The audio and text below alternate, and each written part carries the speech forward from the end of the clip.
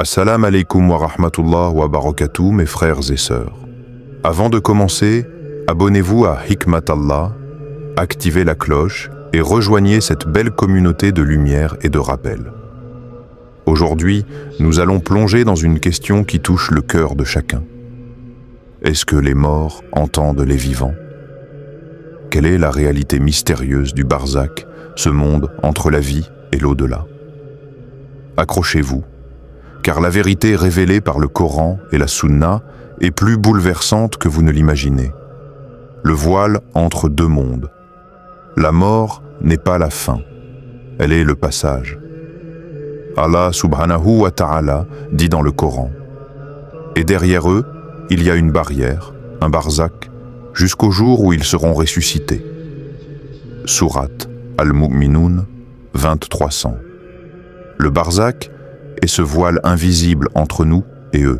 Un monde où nos proches disparus nous voient d'eau peut-être, nous entendent peut-être, mais où la communication n'est plus comme avant.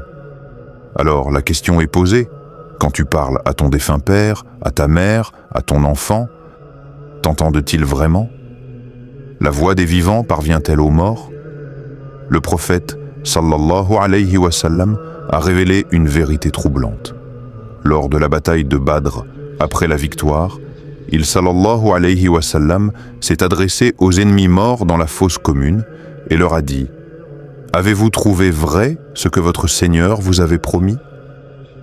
Les compagnons étonnés lui demandèrent: ô messager d'Allah, tu parles à des gens morts?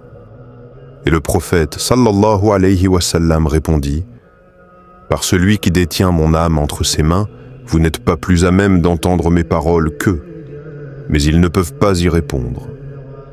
Subhanallah. Les morts entendent, mais ils ne répondent pas.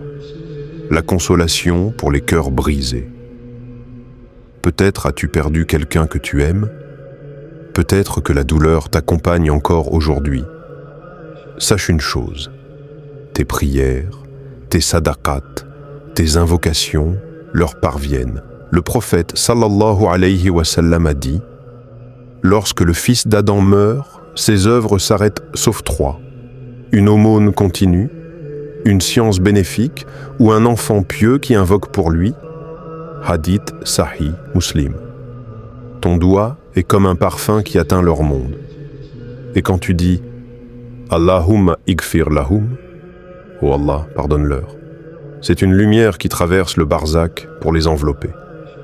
Un rappel pour les vivants. Mais mes frères et sœurs, ne soyons pas trompés.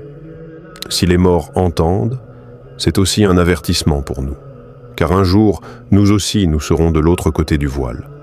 Et ce jour-là, ce seront nos enfants, nos proches, qui prieront pour nous. Ou pas. Allah subhanahu wa ta'ala dit: le jour où l'âme ne sera d'aucune utilité à une autre âme. Et ce jour-là, l'ordre appartiendra tout entier à Allah. Sourate Al-Infitar 82, 19. Préparons-nous, car bientôt ce sera nous qui serons couchés dans cette terre froide, dans ce silence. Mais rappelons-nous, le silence de la tombe n'est pas le silence absolu. Alors, la vérité est claire?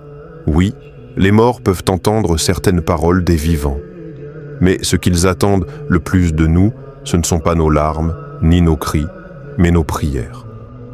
Répète avec moi, du fond du cœur: Allahumma irfir li jami'i mawta al-muslimin, wa wassi' lahum fi quburihim, wa aj'al quburahum rawdatan min riyad al-jannah.